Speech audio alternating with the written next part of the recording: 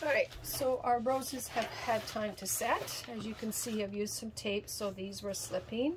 And it's time we can take those off because they've set enough that they are not going to move anymore. On here, I have started painting. I thought while this was drying, I'm going to start on the stem. I'm using up the Rust-Oleum chalk paint in charcoal. It will dry a nice soft black because I want to do some black antiquing, which will then deepen the color.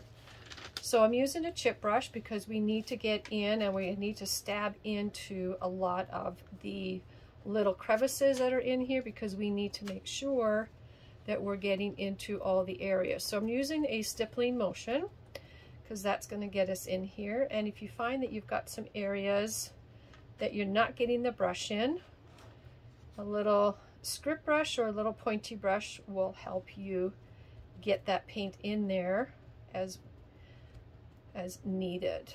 So I'm going to go ahead and we're going to get this whole thing painted in the charcoal. It's going to take 2 coats, and you might need to come back with a little bit of a tiny brush to fill in some crevices because you will see them as they dry. And then once we've completed the 2 coats and we've gotten everything done and dried, we will come back and we will then finish this pumpkin. It's a nice quick craft that you can do in an afternoon or an evening, ready for Halloween.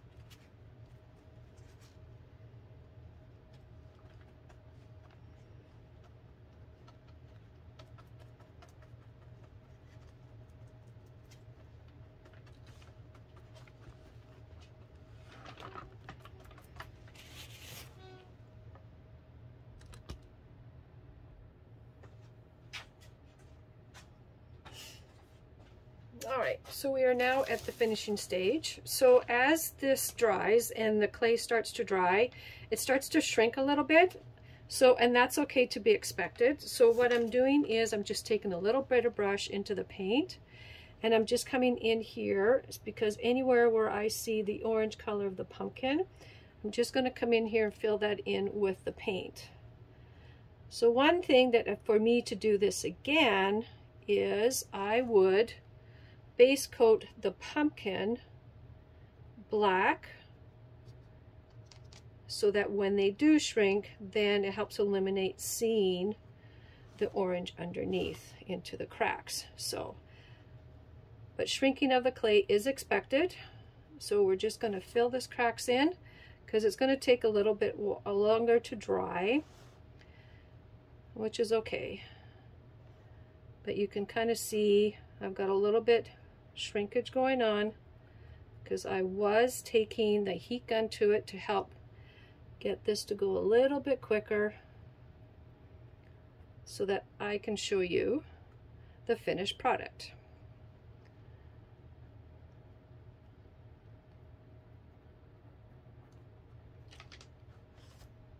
Now, I'm really happy with the results.